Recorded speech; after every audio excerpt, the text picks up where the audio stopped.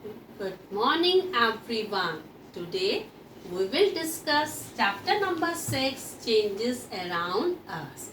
Changes are going on around us. It is a part of our life. When the season changes, weather changes, changes of day and night, bud to a flower, growing of the nails, as from a seed to a seedling or from a seedling to a new plant. So these are the different examples of changes, and we had seen a number of changes all around us. We can divide these changes into two categories. First is your reversible changes and second is your irreversible changes. Now try to find out what is the difference between reversible and irreversible. Just see, this is a piece of paper, okay, and I am going to fold it. So this is a piece of paper. I am going to fold it into two folds. Now again I can unfold it, and now I had got this piece of paper into its original shape and size. So this is a reversible change. Very good.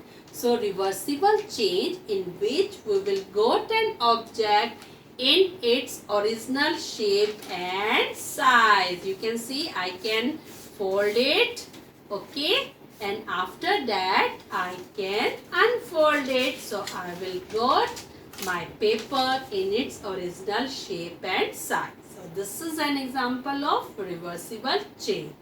But if I will tear this paper, now can I got this paper again in its original shape and size? The answer is no. So this change is irreversible change. Yes, the change in which we are not able to get the object in its original shape and size. So, had you seen changes around us? Okay, so let us try to find out the difference between reversible and irreversible changes with the help of examples. So, there is a first example for you. The first one is raw egg to boiled egg. When you boil the egg, so when you are after boiling and after cooling, are you able to get the raw egg from the boiled egg? No, you are not able to get it. So that is an example of irreversible change. That is an example of irreversible changes. Okay, now next one, wet clothes to dry clothes. So wet clothes they can dry, and dry clothes again we can wet if we will dip it into the water. So which type of changes is there? Yes, you are right. That is your reversible changes. Wet cloth to dry cloth to wet cloth. This is an example of reversible changes. Now milk to paneer. We can convert the milk into paneer. This is an example of irreversible change because we can't obtain the milk back from the paneer. Once the milk changes into paneer, we can't get the paneer back. In the same way, next one is melting of ice cream.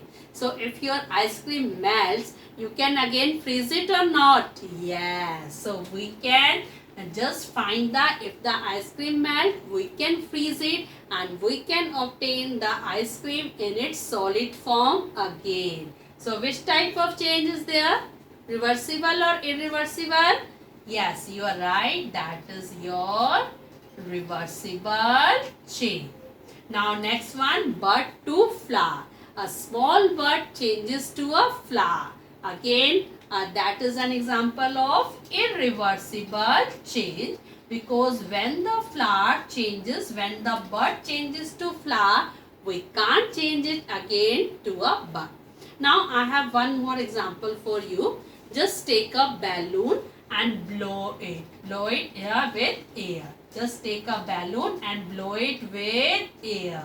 You will see the balloon change its shape and size. And after playing, when you will just escape the air out, and you will get your balloon in its original shape and size. So which type of example is there? Yes, this is reversible. This is an irreversible change. He just filled the air into the balloon and after playing escape the air out. Now when you are filling this air into the balloon, it will burst off. Then you are able to get the original position of your balloon again? No. So that when there is a bursting of a balloon, so that is an example of irreversible change. So changes we are seeing all around us, they may be reversible, may be irreversible. So we have to take care which changes are irreversible and which changes are reversible. Is it clear? Bye.